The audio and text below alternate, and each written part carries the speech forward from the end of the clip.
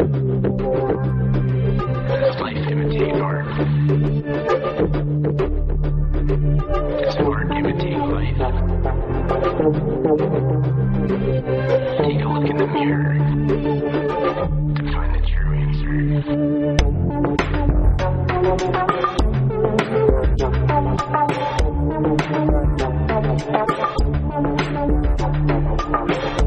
What do I know? How should I go? Aims and means. What do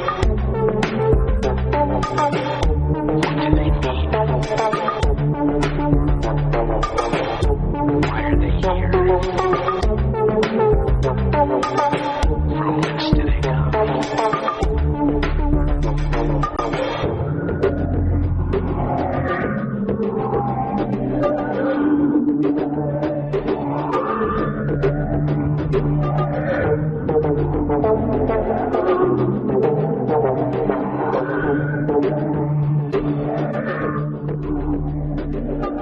Welcome to Themes and Memes, a different kind of movie review.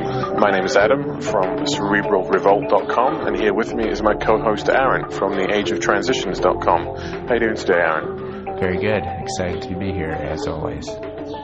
Indeed. And today, as usual, we will be reviewing another film for this month, another very, very, very interesting film. The name of the film is Johnny Depp and the Night of the Nanites. Yeah. I'm not sure if people are aware of that film, but that's the name of the film, and we'll be discussing that in depth. I don't think I've even heard of that film, actually. Yeah, that's because it's actually called Transcendence. Oh, okay. I did watch that, yeah. Yeah, no, I saw that one. I saw that film. Yeah, sorry, folks, this is just a little inside joke there. But anyway, so yeah, the film we will be reviewing today is called Transcendence, which is about a artificial intelligence researcher named Will Castor, played by Johnny Depp, no less, who, well, basically, it follows the story of him, developing technology and being opposed by certain groups, and then actually being kind of assassinated or killed by, an anti sort of AI group, and then eventually having his consciousness uploaded into a quantum supercomputer that he'd built so that he can still remain alive. Much like this, if people have seen the film The Lawnmower Man, very similar concept, Mm-hmm. This guy's dying, and he, the solution to keep him alive, so to speak, is to upload his consciousness into the supercomputer that he'd been building, and which was his whole idea in the first place. He'd been building this big supercomputer to try and upload a brain into it, and when he dies, or when he gets shot by I think is it a radiation laced bullet or something like that? Yeah, that part was kind of confusing to me. I was like, all of a sudden he was shot or something. That part of the movie actually kind of like took me by surprise. Like all of a sudden he was dying, and I guess I'll just note quickly here that wasn't the best movie. Like that, there was a lot of weaknesses in the film, and one of them I would just point out right here while we're on it was I was confused as he was dying. I was like, "No, wait a minute, he's dying now." But that might have just been because I might have not been paying attention for a couple of seconds still. Well, it's an easy thing to do with a film like this because there's a lot going on, so your mind can wander. But yeah, that's what happens. I mean, basically, the film starts out. I'll explain the very opening scene. We'll explain the very opening scene later on. But the film sort of starts out with introducing this character, and he goes on to what's basically like a kind of like a TED talk. I mean, it's called something else in the film, but that's what it is. It's like this. It looks like the Singularity Summit for sure. Yeah, something like that. That sort of thing. Mm-hmm. And he's up there, and he comes off stage, and there's kind of like a little press kind of hoopla afterwards, and from memory anyway, and then one of these these what they call them in the film, these Neo-Luddites, what they anti-technology. They're called Rift, the group. And they shoot him. They actually shoot him, and the bullet only grazes him. So physically, initially he's okay. I mean, he has some minor surgery and is all right. But then they discover that the bullet was laced with some kind of radioactive chemical or substance, and this has now infected his bloodstream and is breaking him down, and he's only got like a month to live. And so, it follows him, the deterioration of his body and everything like that. And, when he eventually dies, and, his wife, obviously, who is his partner in research, decides that, she can't handle life without him, and that this is now the time to test his new technology and try and so they put, they shave his head and they put electrodes in his brain and everything like that. And they eventually successfully upload his consciousness into this big supercomputer. That's basically the starting premise of this film, and it gets pretty interesting and pretty silly from there on. It does, and obviously we can see that the Johnny Depp character is resonating, a Ray Kurzweil type figure. That's who he's supposed to be. He's like we said, he's giving a TED talk basically where he's outlining his ideas about artificial intelligence. He's this big AI researcher, and he wants to bring about the singularity. So it's a presentation of that real life concept through fictional character here. And he becomes the target of, I guess in one sense, hatred from this Luddite group. And you're saying that they are designated as Neo-Luddites. Yep. That's important. Yeah. But a lot of points to go here. But obviously, we're talking about transhumanism. We're talking about technological singularity, artificial intelligence, and they bring in nanotechnology too. All that stuff, the whole shebang. Yeah, the whole shebang. Yeah, that's right. And it's interesting that just one little side note while I remember is that they named this Neo-Luddite, this Neo-Luddite group who's opposed to the AI researchers. Is called RIFT, which is an acronym for Radical Independence from Technology. And I just noticed the word radical, it's and you've also got the fact that it's kind of, a rift is almost like a metaphor between, for the it's kind of like a symbolic metaphor for the rift in a debate, the rift in between, you're either pro-AI or anti-AI. There's nothing in between. There's a rift in between, it's like, I'm not sure if that was deliberate or whether that was sort of put in there arbitrarily or whatever, but I just thought that was very interesting that, the sort of the opposition to the AI developers is called rift, and it sort of just made me think about this kind of whole rift between, you're either for or against, the dialectical idea. Yeah, the film is obviously presenting that debate, and it also gives you a bit of an answer at the end. We'll hold off to the end of this interview to talk about that. But I knew that the Neo-Luddite term was a meme for sure when I was watching this movie, because it popped into my head before a character actually said it. A character said it verbatim in the dialogue. He was like, oh yeah, the Neo-Luddites. I was like, oh yeah, that was already in my head. I'm seeing a meme here. So I mean, when you do the stuff like we're doing here with the reviews, you're looking for these things. Yeah. So they pop up, and they're used in films like this. I had the exact same thing. The exact same thing. I mean, when I was presenting this group, I was thinking Neo-Luddites, and then there was like some newswoman in the background on a television saying Neo-Luddite group rift, and I was like, oh, there we go. Yeah. So it was I had exact same experience as you. I was watching for that term, and there it comes. It's it's very predictable, even. So I don't know. I guess to speak about some of the not so great aspects of just the film as away from the messages they're giving in the film, it was a bit predictable, and I think its biggest weakness was that the character development just wasn't there. So it's like, who are these characters and what's really going on here? So I don't know what's going on with that, but I know that this has been bashed by critics too. This film a good bit, and at least that's what I've seen so far. Maybe it's starting to get better reviews, but right away it was not so good.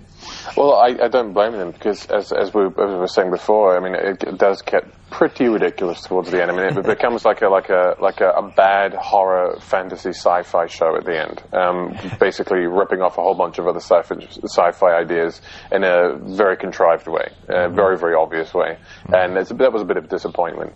They could have done a much better job with this film than they did. So it was a bit of a shame there, but there's other ways of looking at that as well. So yeah, we'll get towards the end of the film, towards the end of the interview, which is not something we usually do here. Usually go the opposite way, but we'll try and do that. I'm holding myself back, believe me. Yeah, I mean, I'm trying to think of things like to say that don't not involve the end of the film, but. Well, let's see here. I guess we should mention another character, another one of the main characters. You have the husband and wife, the casters there, as the main focus. But then you also have this third guy who is another Singularity Summit attendee, another specialist in the field of transhumanism. And he's kind of the sole voice of criticism within the Singularity crowd. He's presenting the ideas as, we got to pursue these, but we also have to look out for all of the negative things that could happen. So he's like that. What's that guy? Hugo de Garis, probably. Hugo de Garis, yeah, exactly. He's like that. He's working within this environment. He's very interested in it, and advancing the technology. But he's also a very vocal critic of the dangers and the pitfalls therein. Yeah. And he's best friends with the casters, with Dr. Will Castor and his wife. He's like their best friend, and colleague, but also a critic, and he's written papers sort of kind of questioning their theories and things like that. And so that's not something that I don't know you'd see in the real world. People who generally disagree on things like that tend to oppose each other a little bit more often. But anyway, you've got this quite an important third character who plays a fairly pivotal role in the film.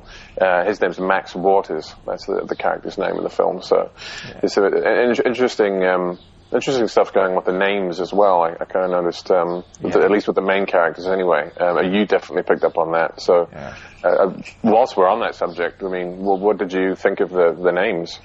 Well, Will Castor is pretty obvious. It's casting the will.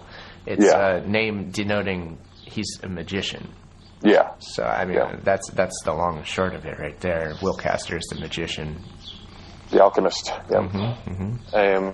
There's also a bit of etymology in there, which I found, which is kind of interesting. If you look at if you trace the etymology of the name Castor back to in Greek mythology, there was Castor who was like the product of a union between like a mortal and a god. So, but he was he was actually a mortal born among gods who had the ambition and the aspiration of a god, but was still mortal and who was always seeking, higher aspirations and was seeking to become a god. And he was one of the two twins of Gemini. The twins, that's right. Mm-hmm. He was a twin, and his twin brother was immortal, but he was mortal. Mm-hmm. So there was kind of a conflict there. And there's lots of different versions of that particular myth, but that's the general kind of theme there with that. He was a mortal but born among gods. Yeah, it's the whole juxtaposition of heaven and earth and bouncing back and forth from the two. And then of course you've got like Will or William. I mean, that's maybe not so significant, but I mean, Will has always, signified like desire and tenacity, and also through Anglo-Saxon history has become to be known as like the name of a protector or a guardian. There's been a lot of kings and oligarchs named William, or Will. So there's a little bit of significance there, I guess. But I think your interpretation of the person who casts the will, I think, is probably more apt in this situation. Yeah, definitely. But any other names that you picked up on? That was the big one, really. I mean, the name of some of the towns I noticed, that they go to a desert town to set up shop to build their technological stronghold, and the desert town is called Brightwood, and that kind of popped out to me. Bright, obviously being bright like the sun or light and all that, fire, and then wood being a tree, being a product of the earth. I guess you could kind of call it like a bright wood would be like a burning log or ash flying through the air. That's embers, things like that. So embers of burning wood, which is burning the earth, and it's very symbolic in that when you this passing to a higher degree of consciousness is symbolized lots of times by this trial by fire and of burning and of when something burns, it raises up into the air, right? Like the ashes, like they burn and they go up into the air. That's symbolic of, rising up to a higher level and all that stuff. Yeah. I noticed that with the desert town. Yeah, that's definitely very interesting, and there's a couple of sort of directions you can go in with that interpretation. But again, we're at the end of the film, so stay away from there for now. But you've also got the Will Castor's wife named Evelyn, and there's a number of different ways you can interpret that name. I mean, initially I just thought Evelyn, as in terms of like Eve, first woman, or godly woman, the woman who sought knowledge, who sought light, who broke the rules to gain, enlightenment, so to speak, and was punished for it. But if you look into the etymology of that particular name, it generally seems to revolve around like things like radiance, beauty, and light. Or life. In Hebrew, it means life, I think. And in Celtic mythology or Celtic history, at least, it means life or life-giving. So, there's a little bit of symbolism that ties into the whole theme of the film there with her name as well.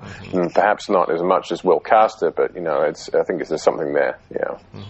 Yeah, definitely. I guess with the Castor thing, too, being the Gemini deal, maybe the two Gemini twins could almost be symbolized in the man and the woman here, the Johnny Depp and his wife, because the male and the female, the two sides. Maybe there's a little bit of that going on. Yeah, because I can't remember how the particular story in that particular Greek myth goes, but there was some kind of problem or some kind of conflict between the twins, and the twin, I can't remember how you pronounce the name, the twin of Castor was Pollux. That's right, Pollux. Yeah, I can't remember what the conflict was, but basically he became so guilty that he asked to become mortal rather than immortal, in order to sort of feel less guilty about the actions that he had, partaken in.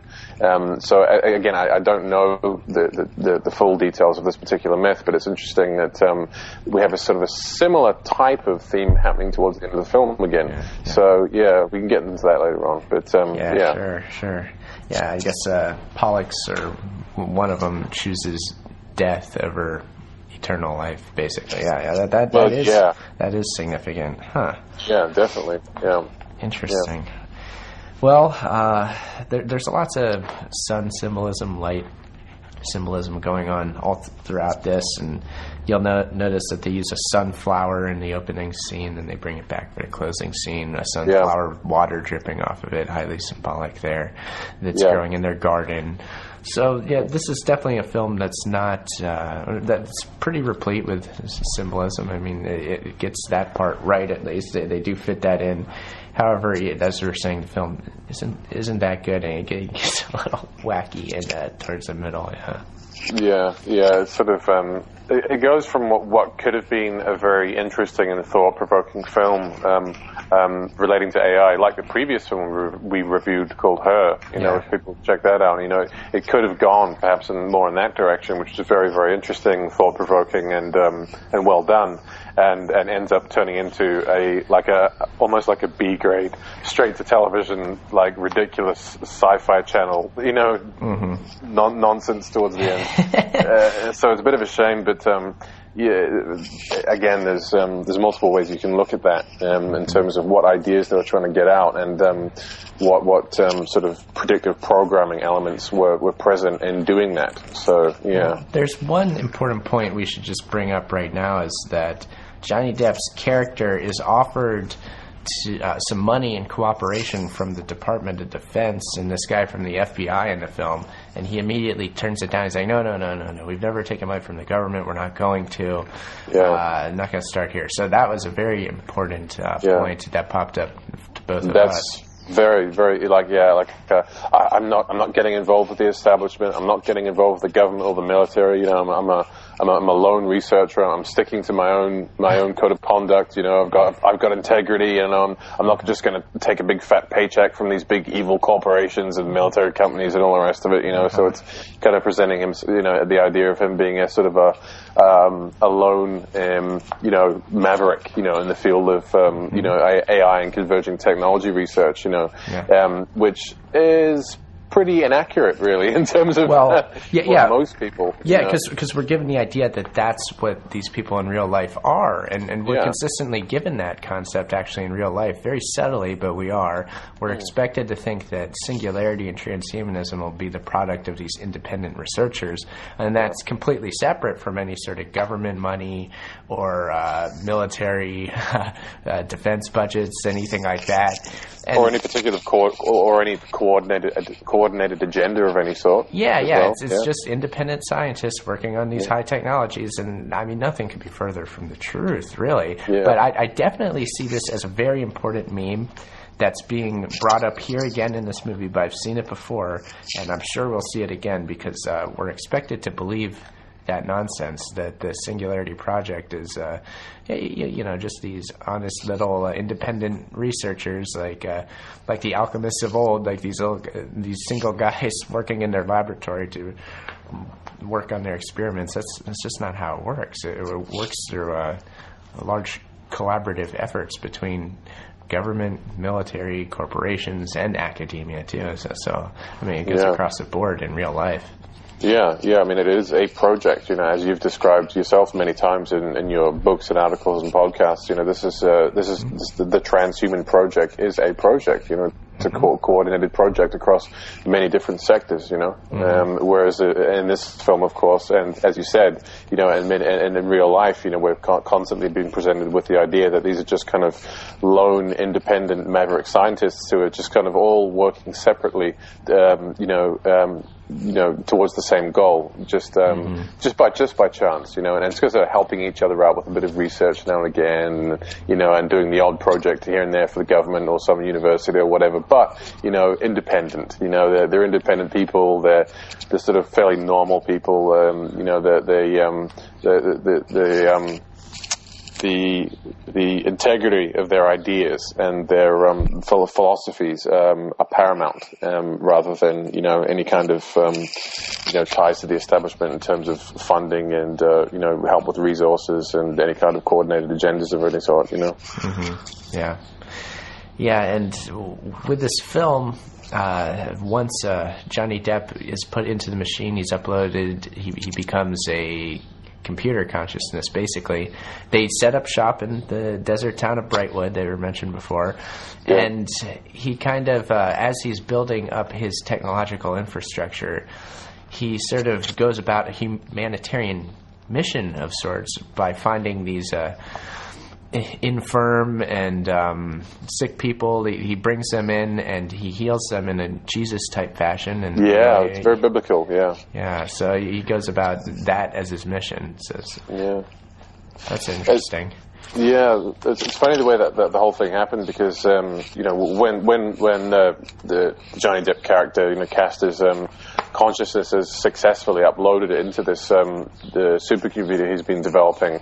He immediately has access to everything. He's like omnipotent. He's got he is every computer in the world. He's every server in the world. He's got access to everything. So he immediately goes about shifting money around and investing in big stocks and making huge amounts of money. And so they through all this financial work that he's doing, within the space of like an hour or something, he manages to raise like millions and millions in capital and set up this big, I guess you may an R&D type facility in this small town called Brightwood, 5 stories underground, and they hire this company to do the work for them, and the locals are kind of wondering what's going on, and what happens is that some young kids just to give a bit of a backstory, what happens is one of the lead contractor who's doing the work for them, who's like setting up all these solar panels and building all the buildings downstairs and everything. He gets actually attacked and beaten up and he gets beaten to within an inch of his life by some thugs. And so he's rushed to the center, the Brightwood Center underground, and Johnny Depp,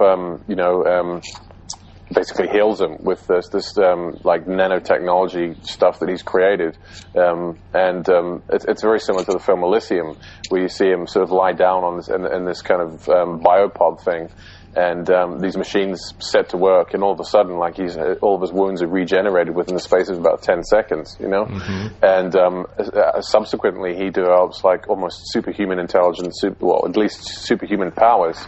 And what happens is a local boy basically gets like a cell phone footage of him lifting all these heavy bits of machinery around, and then this video goes viral. And because the video goes viral, all these people flock to the town. The old, the infirm, the ill, the diseased, and they come to be healed. Like very much in a biblical Jesus type fashion. And not only are they healed by the nanotechnology and all the different converging technologies that Castor has developed, but they're actually assimilated into a type of collective, and they essentially become like drone workers who continue work on this facility. And there's kind of a little piece of dialogue in the film.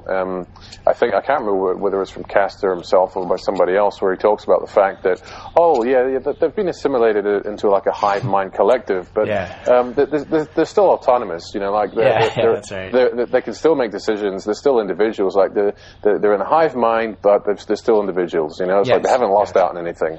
So there's that whole promo idea put in there. Like like the hive mind is something you can kind of step out of and step back into, and it's no big deal. It's kind of like just a little sort of like a little world you can just dip your toes in whenever you feel like it, to sort of get a bit more to get access to knowledge and to work on group projects as part of a collective, very much like the Borg, and so that was very, very interesting, and has some religious or at least biblical themes running through it. They're definitely bringing up the hive mind concept purposely, as they are with almost every other transhuman idea you've ever heard.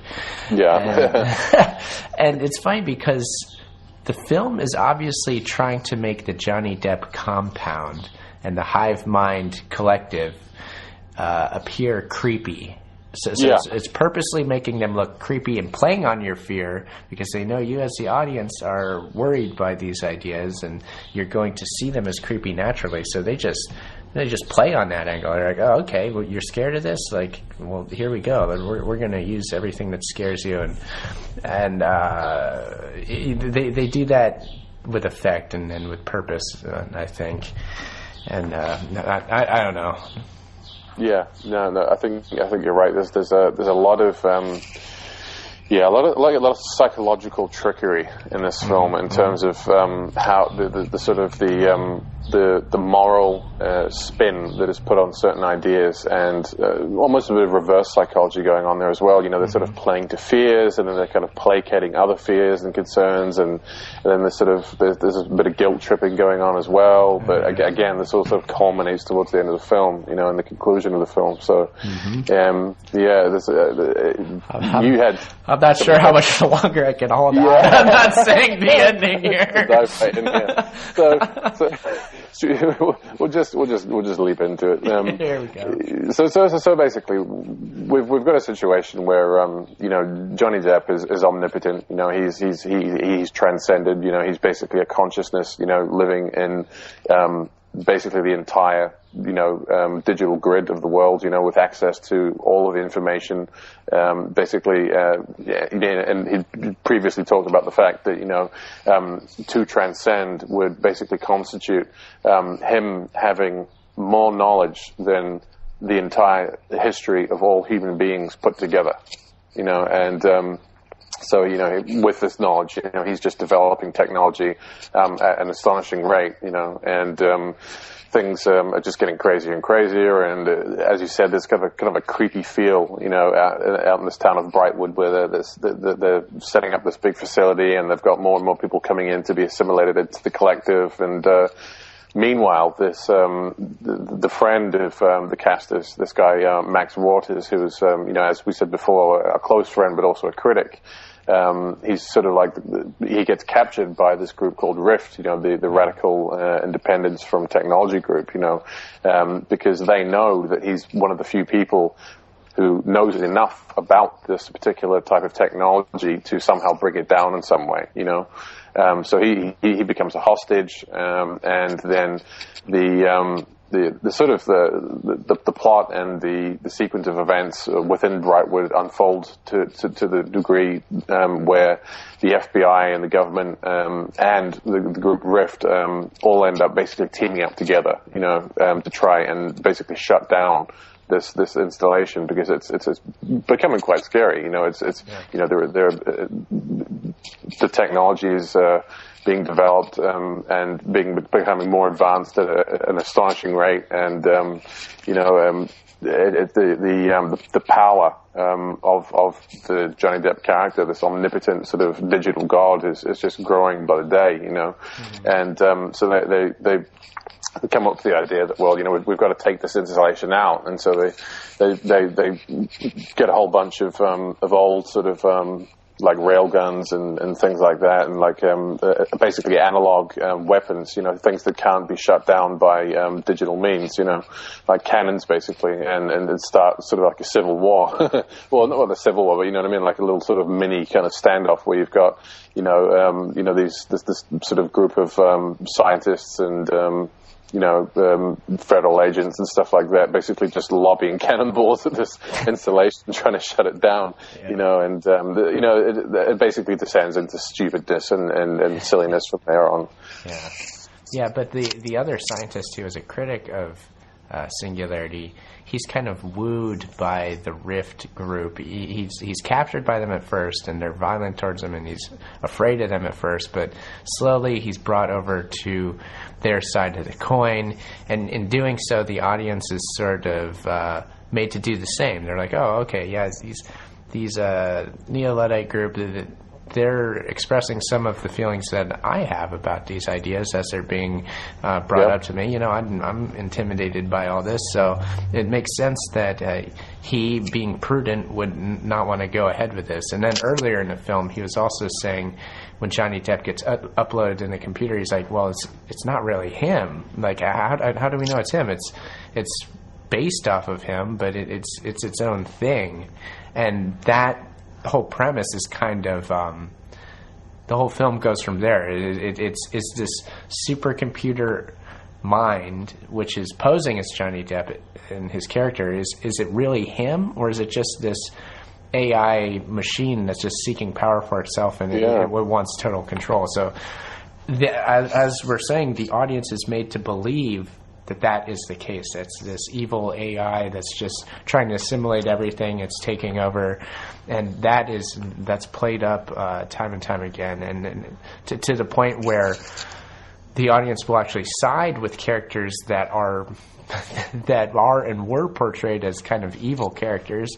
The Rift group is obviously portrayed as bad. Yeah, the terrorists, and even the government is portrayed as bad in a couple points there too. Yeah. You know what I mean? So they do make that point, but then they make you side with them as well. So that's interesting. Yeah, there's a lot of sort of shifting allegiances throughout the film. You've got as we said, we've got the Max Waters character, who was initially like a friend, and although he was skeptical, he was a friend and supporter of the casters. But once the Brightwood facility is complete and up and running, and once it really starts to take off and starts this sort of assimilation program, he ends up sort of siding with the Rift group and helping the federal government sort of try and disable it. And you've also got the fact that Johnny Depp's wife, she's still alive, in normal human form, and she's sort of trying to maintain or at least retain the relationship that they had prior to him dying. So he's basically just like he's a digital consciousness. You see his face on a computer screen, but that's it. So there's no physicality there. But that this relationship still sort of continues in the same way that we described in the film Her, which we reviewed last month. We've got a relationship where one of the parties is physical and one of them is an artificial intelligence, is non-physical, and so there's a whole bunch of sort of quandaries and confusion on the part of this this Evelyn Castor character. But again, it's not done particularly well. The character development is fairly contrived, and I think it could have been done a lot better. But we reached this point where things are getting pretty crazy down at Brightwood, and the sort of this group of sort of. Well, it's kind of like a ad hoc, basically, assortment of people from this rift and people, Max Waters and, people from the government and, basically trying to take this installation out, and they try and destroy it, but then, Johnny Depp releases all these nanoprobe, nanite type things, which are capable of not only repairing and reconstructing organic material, but also inorganic material. They're basically they're like a swarm of locusts almost. They just they basically swarm around something and rebuild it into its previous form. Whilst sort of upgrading it at the same time into something better and something stronger, so it's literally like a form of it's almost the exact type of form of assimilation that you see in the Borg in Star Trek, the probes serve the same purpose. So they were playing on that concept because it's an established nemesis used in fiction. So again, they're using that tool. They're like, okay, we know you're familiar with this and we know you're scared of it, so we're going to use it as the perceived antagonist. But here we go with the ending. I got to do it now. What they do is they pull a reversal in the end. And how is that done? Well, in tragic fashion, Johnny Depp and his wife die, and the reason is that the wife eventually sides with the government and the rest of that group in believing that, okay, this facility's getting out of control. Johnny Depp isn't really Johnny Depp. That's not my husband. We got to take this thing out. So they they put a computer virus in her body that she is going to go over there because Johnny Depp and the whole facility trusts her.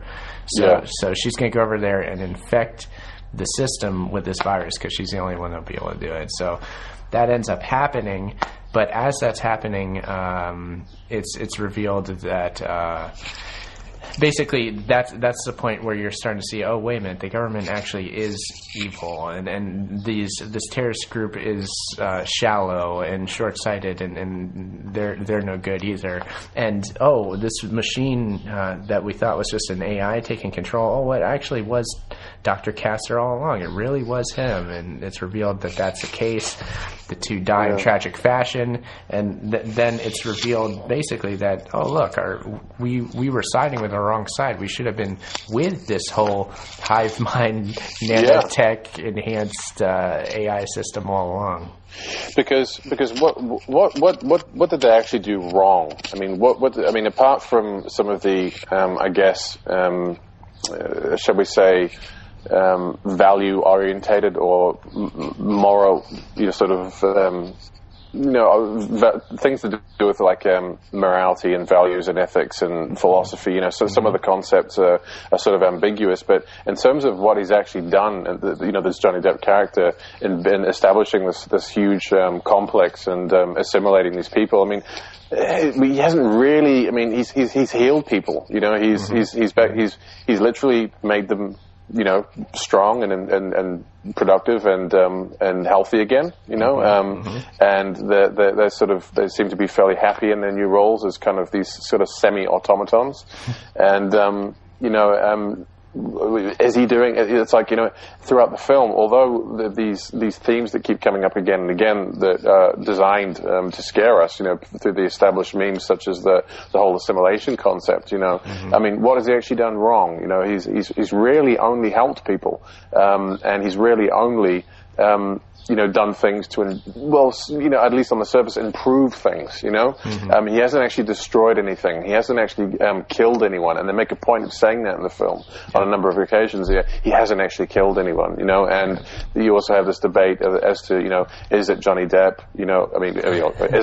Is it Will Castor, or is it just a computer simulacra of Will Castor? Is it just an artificial intelligence with his voice and with some of his memories? And this debate is, it comes up a number of times throughout the film, but the point being is, although they present all these scary themes and all this, this rapidly converging and advancing technology, it doesn't actually do any real particular sort of harm to anyone. It's scary, and it's philosophically, morally ambiguous, but it's not sort of it's not evil. It's not vindictive, and as you said towards the end of the film. We sort of do learn that it really was Johnny Depp. It really was his mind. Obviously he had changed somewhat in transforming from a human being into an artificial intelligence. I think there was definitely a lust for power of some degree that didn't exist before. Came about through his transcendence, so to speak. But on the whole, I think he still genuinely did love his wife. He still genuinely did want to help people. And so we're made to feel guilty for feeling scared about all these ideas and this rapidly converging and advancing technology throughout the film. Yeah. And so as you say at the end, the audience is made to feel guilty, like we've spent the entire film sort of being afraid of and hating and being sort of confused by all these ideas, but at the end of the film we've almost got this kind of this tragic Romeo and Juliet scenario where the two lovers kind of end up being dead next to each other on the bed. She's just basically asked him to transcend her, to upload her consciousness into the machine, the pin machine that he's developed, so they can be together as artificial consciousnesses, but of course as you said before, this was actually a ruse that was designed to destroy him.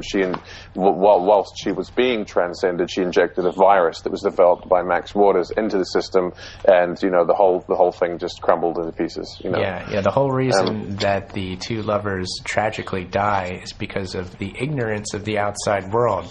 They couldn't see the true beauty of what they were doing. So that's what's presented here.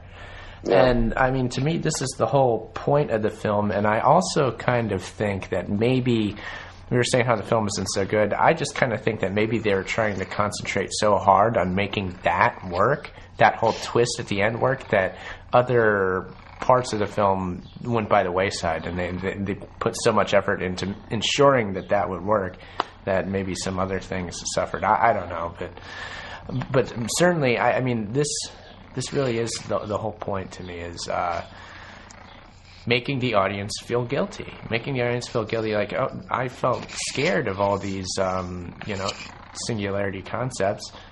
That was wrong of me to just judge them like that. And then it's a way of, getting people to hold back criticism of these things when they encounter them in the real life, because they'll go and they'll initially say, oh, this is scary, but then subconsciously they'll remember, oh, wait, I was scared before and I was wrong. So that will happen. Yeah, absolutely. And then they make a big point throughout the film to present the Will Castor character as being very sort of down to earth and in touch with nature. I mean, he's he's an AI researcher, one of the most predominant in the field apparently, and yet he lives in this kind of rundown bungalow cottage thing in the middle of the woods that's kind of like overgrown by trees, and it's like very, very deliberately presented to you as being like this guy's in touch with nature. He's not just a tech head. He's kind of, there's almost like a spiritual twist to it. It kind of reminds me of of Aubrey de Grey, the one of the most sort of noted or famous transhumanists out there. He's got this kind of like long beard, and spends a lot of time out in nature and philosophizing about the nature and the world and all the rest of it. And I think that whole theme was held on again and again throughout the film, constantly identifying, and you also see it in the scenery as well. You see a lot of scenery where, like when Johnny Depp actually does die initially at the beginning of the film, his ashes are sort of sprinkled into a beautiful mountain lake, and there's lots of these scenes of nature and all this other kind of stuff. And so I think they're deliberately, again and again, trying to get you to identify with the fact that this guy is very, very connected with nature, and is not just some sort of like a tech hippie or something, not just some sort of some cold scientist working in some sort of super advanced lab who's completely disconnected from the natural world and has no care or interest in it. So I think it was deliberately done. And the couple have the garden in the backyard, and that's where the sunflower grows, and the sunflower is like the one plant that survives, and that's right, the one plant that you really notice after the whole apocalyptic thing happens at the end, because when Will Castor is killed and his system goes down, the entire internet is taken down because he was connected to it. Because he was the internet. So there's another idea. It's if you're against this, the entire internet will come down. So things like this. The world ends if this situation comes exactly. But it's interesting because that's how the film starts. The opening scene of the film and the ending scene of the film are the same scene. So the opening scene of the film is the friend of the Castors, this Max Waters, walking into their old house, this old rundown sort of cottage in the middle of nowhere in the bush. Everything's overgrown. He walks out into the back garden, and he's talking about the fact that this is set 5 years into the future after the events of Transcendence, and he's basically talking about how the fact that there's no internet anymore and there's no phones anymore, and we're sort of back to the Stone Age now, and he's just kind of philosophize. Well, he's kind of just reflecting on these events, and so he goes to visit the old the residence of the Castors, and he walks into the back garden and sees that the only two plants that have been left alive are these two sunflowers. Yeah. And so, as I said, at the beginning of the film, he walks into this back garden and starts telling the story. And right at the end of the film, they sort of go back to the beginning with him standing in the back garden of the Castor's house with these two sunflowers, and you see a drop of water. And this is brought up again and again in the film, constantly showing you drops of water. And you've got the name Max Waters, of course, and all these water drops, and we could go down that road, but anyway, it's quite interesting because you see at the very end of the film, you see these two drops of water drop off a sunflower, and they land in like a leaf or something like that, and you can see that there's some kind of chemical reaction immediately starts once these two drops of water hit this leaf. It's like a dying leaf that starts to become regenerated. So it's kind of like hinting at the fact that although the whole grid has been shut down, Johnny Depp's been killed off, he no longer exists, perhaps him and his wife are still, alive in some form of, purely digital consciousness, within this nanotechnology.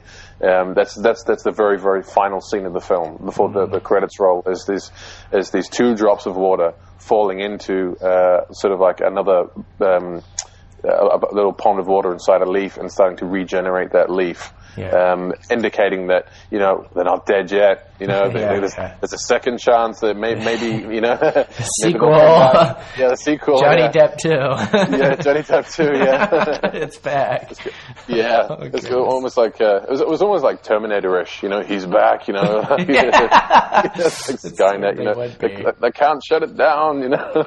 Every time they think it's dead, it's back. And that was the final scene of the film. But that character. I mean, the Max character is very important because we were made to side with him too, and his suspicions more than him. We're siding with his suspicions of the technology, and he was the expert, so he ought to know anyway. And he becomes a tragic character too, in that he let his suspicions get the best of him, and because of it, an apocalypse comes. So it's him paying penance for that, going back to the garden and sort of saying he's sorry and that sort of thing, and then you see the nano reflection or whatever. So I just so many devices to incite that guilt trip. I mean, I really do feel that that's the main point that was trying to be made here in the film, the main point for making the film. Yeah, and I think through the silliness of the latter half of the film, where the technology is just advancing at such an astonishing rate, it's just crazy and unbelievable, and all the crazy things that happen because of this technology and what it affords. I think in many ways, there's almost a distraction, from the concepts that you're outlining there. I think through this silliness and through all these kind of explosions and conflicts and through all this Hollywoodism, it's kind of distracting you away from the fact that you're kind of being guilt-tripped, Yeah. So I think if it was a more intelligently done film, I think people might have, perhaps a larger portion of the audience might have clicked on to the fact that there was kind of a dialectic being played out here.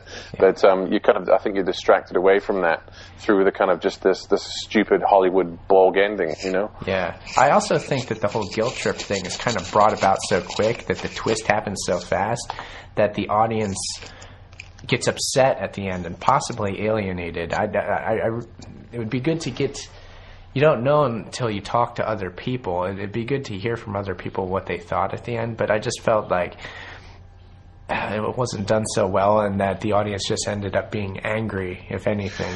Yeah, it's funny. I mean, whenever I'm in the cinema after a film, especially if it's a film which I think is significant in terms of themes and memes, I'll always keep an ear open for what people are talking about after the film. I listen to the chatter, because whenever a group of people go and view a film, once the credits roll, people start saying, "Oh, that was really good," or "I like this part," or "I like that bit," or they reflect on the film, amongst one another. And when I went and saw this at the cinema, and when the credits rolled up, I was kind of listening out for what people were saying. I'm very interested to see what their reactions were, and what the first thing that came to people's minds were at the end of this film.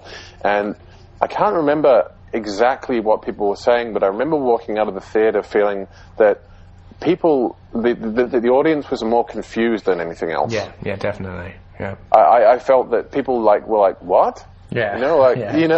What just happened there? Yeah, I don't get it. I don't get it. How am I supposed to feel? Yeah, how am I supposed to feel? Yeah, exactly. That was the kind of impression I got. Is AI good or is it bad? I'm not quite sure. What are they saying here? Yeah. Because if you're not viewing this as a play to your consciousness, and that the filmmakers were playing around with those things, then you're just gonna be caught up in it, and it will be confusing, because of the way it was done was a bit confusing. It was done very quickly, and possibly too quickly, and that's why the audience was confused. And I think that I don't know, it might have worked. I think they understood that the guilt was there, and ultimately, and I think the idea was planted, and that was the point of the film, I think. But at that, let's draw this episode of Themes and Memes to a close here. Adam, what do you say? Yeah. I mean, I think we've covered most of the important, themes and memes in this film. I mean, we obviously, like any film, we could go on forever and ever about this particular theme or that particular theme. But I think, your analysis in saying that this was basically a guilt trip, in favor of the transhumanist movement or singularity advocates in general, is quite apt and is quite on point, because I think that's generally what has been done here. Basically we've been sort of goaded into identifying with one side of the argument for most of the film, and there's been a lot of debate and a lot of switching allegiances and a lot of confusion throughout the film. But then quite quickly towards the end of the film, we realize, or at least we're sort of prompted to kind of consider the fact that we may have been wrong, we may have backed the wrong side, and that our primitive preconceptions and our primitive human fears, about technology, may have led us to, prejudge this kind of almost godly character of Will Castor, definitely a singularity sales pitch done in a very different way than we're used to, but a singularity sales pitch nonetheless. Absolutely. There will be more coming on future episodes of Themes and Memes, I'm sure.